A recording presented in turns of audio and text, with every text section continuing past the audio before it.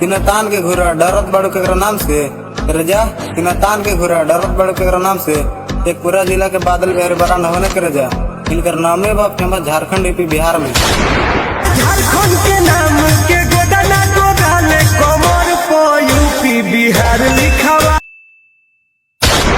ये टारगेट मत कर बेटा हमार झारखंड के टारगेट मत कर बेटा हमार झारखंड के गोली मार दे तोरा प्रखंड में कि चल जेबी तू ब्रह्मांड में।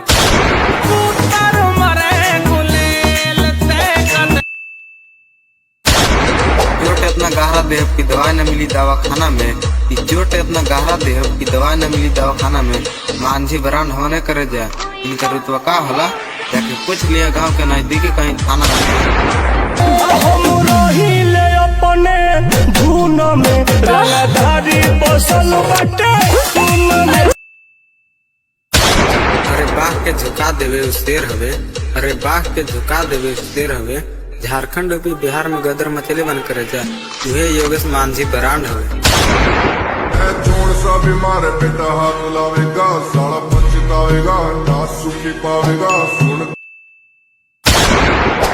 जा हर जिला में 6 लाख बुढ़ो जहाँ बादल बिहारी बरांड के गाना पे रील बनावे लगो।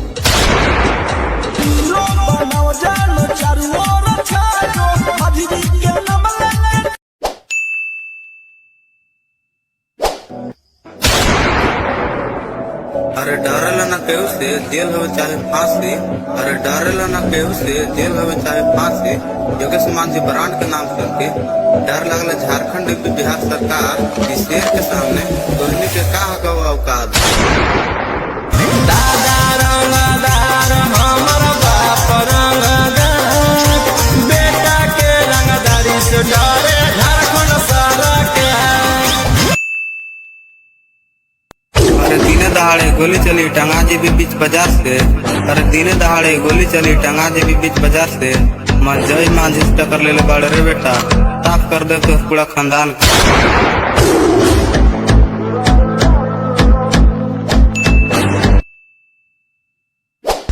आज का ताजा खबर खोखने वाला खोखते हैं और जलने वाला जलते हैं। सहरसा जिला के रुपेश मांझी बरांड होने कर जा प्रखंड में सीधे ठोकते हैं। हटी चुकी चीज पर तू करे घमंड जरी मोहब्बत टांग ले हम